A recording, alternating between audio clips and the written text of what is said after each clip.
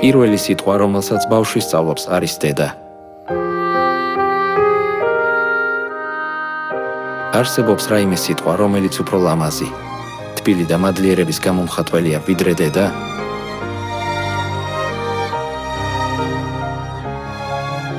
როცა მიჭირს, პირველი ვინც მახსენდება დედა, რომელიც ყოველთვის ჩემს მხარესაა და მამხნევებს.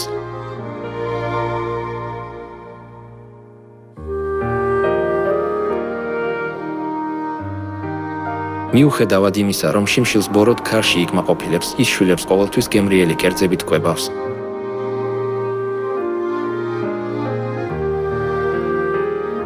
მიუხედავად იმისა, რომ ჯოხივით თხელი ხდება, ის მხოლოდ შვილებზე ზრუნავს.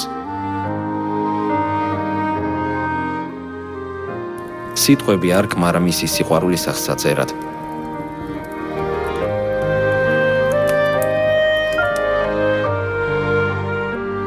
დედა, შენ ხარ სიყვარული.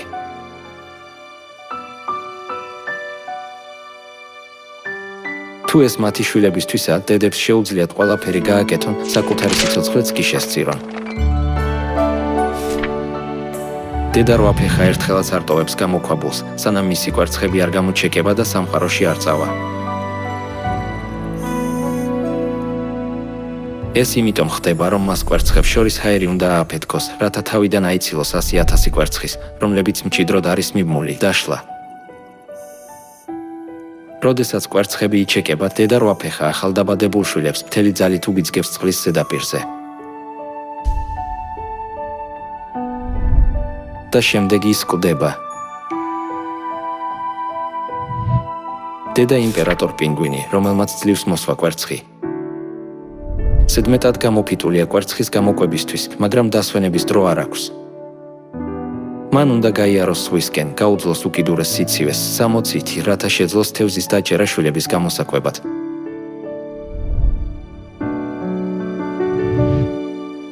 მარწყვის შხამისხრის ბაყაყი თითის ფრჩხილის ოდენა პატარაა. როდესაც მისი კვერცხები იჩეკებიან და თავკომბალებად იქცევიან, დედა ბაყაყი სათითაოდ ატარებს თავის პატარებს ზურგზე და მიდის სამოგზაუროდ. იგი მიემართება მიკროწყაროსკენ, რათა ასაზრდოს თავისი პატარა, რომელიც ხის მაღლობზე მდებარეობს. დედა ბაყაყი ხეზე ადის დიდი ენერგიის გამოყენებით.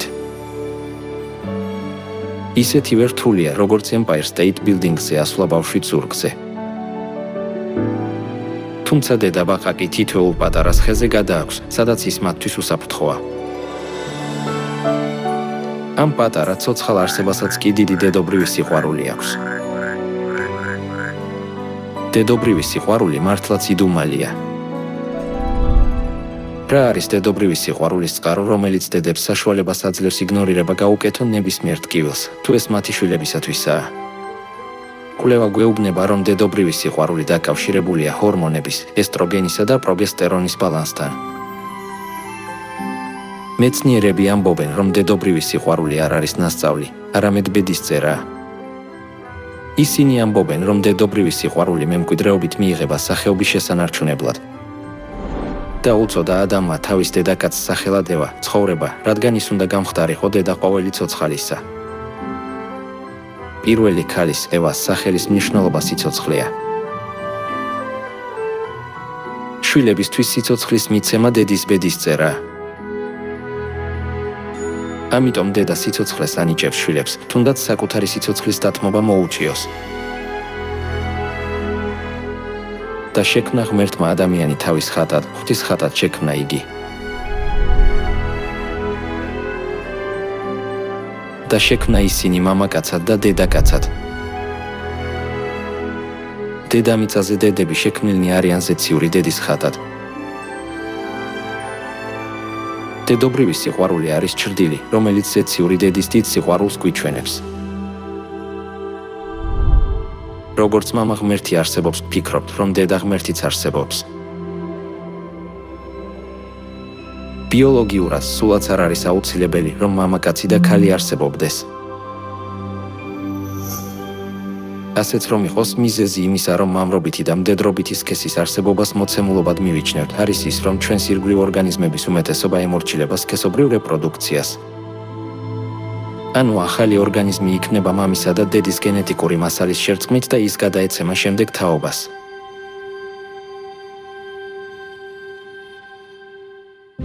მცენარეები, მწერები და სოკოებიც კი სიცოცხლეს იღებენ დედისგან. თუმცა მამისა და დედის მეშვეობით შთამომავლობის მიცემის გზა უფრო საშიშია, ვიდრე ერთსქესიანი რეპროდუქცია.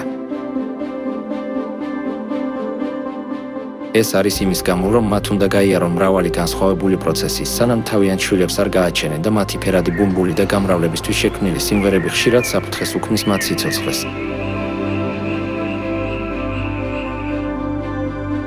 მიუხედავად ამისა, რატომ იღებს ყველა ცოცხალი არსება სიცოცხლეს დედების მეშვეობით?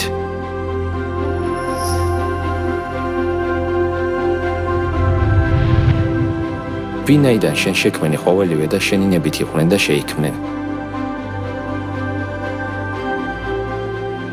დედისგან სიცოცხლის მიღება ღვთისნებაა. მაშინ რატომ შექმნა ღმერთმა ყველაფერი ისე, რომ სიცოცხლე დედებისგან მიეღოთ? ღმერთს სურდა ეჩვენებინა, რომ როგორც ჩვენს ფიზიკურ სიცოცხლეს გვაძლევენ ჩვენი ფიზიკური დედები, ასევე მარადიულ ცხოვრებას გვაძლევს ჩვენი ზეციური დედა.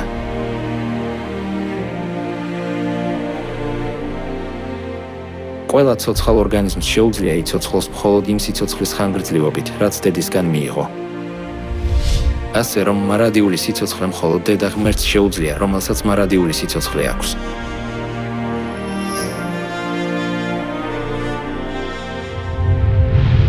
და თქვა ღმერთმა, შევქმნათ ადამიანი ჩვენს ხატად და ჩვენს მსგავსად.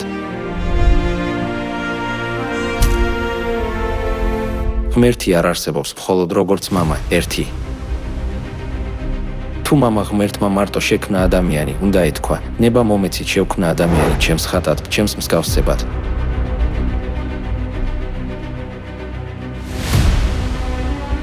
თუმცა ბიბლია გვასწავლის, რომ ღმერთმა ადამიანი თავისი ხატად შექმნა, მამაკაცი და ქალი მან შექმნა ისინი.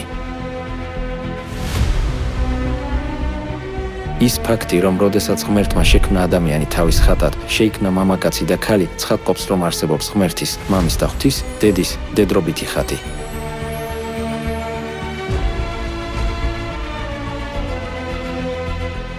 მამაო ჩვენო, რომელი ხარ ცათაშინა. ქრისტიანები ბიბლიის სწავლების შესაბამისად ღმერთის მამრობით ხატს უწოდებენ მამას. მაშინ რა უნდა ვუწოდოთ ღვთისმდედრობით ხატს?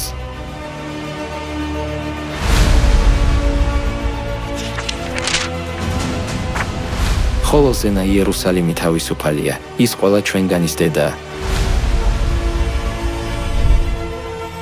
ფიზიკური სამყარო იმისთვის შეიქმნა, რომ სულიერი სამყარო გვეჩვენებინა. ღმერთმა, რომელმაც გვაჩვენა ზეციური სიწმინდე მიწიერი საწმიდრის მეშვეობით. ასევე გვაცნო ზეციური ოჯახი მიწიერი ოჯახის მეშვეობით. მიწიერი ოჯახი, რომელსაც ღმერთი ჩრდილად აჩვენებს, შედგება მამისგან, დედისგან, ძმებისგან და დებისგან. მაშ, რისგან შედგება ზეციური ოჯახი?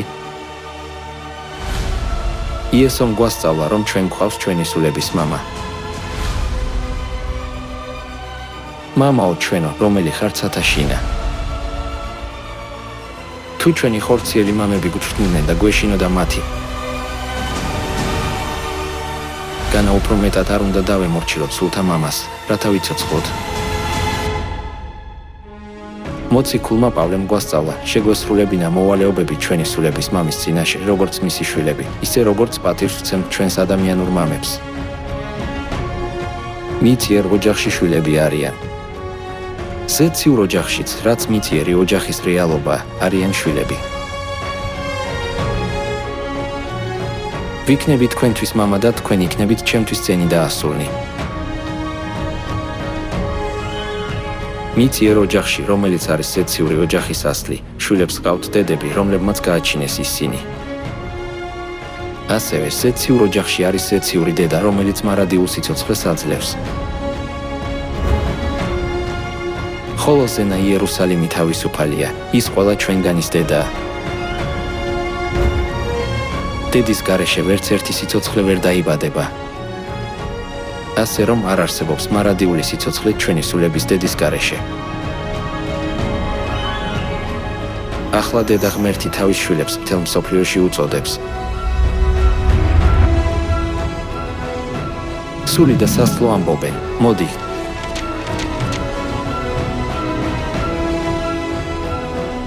გამგონე მათ თქვას. მოდი, მწყურვალი მოვიდეს და მსურველმა უსასყიდლოდ აიღოს სიცოცხლის წყალი.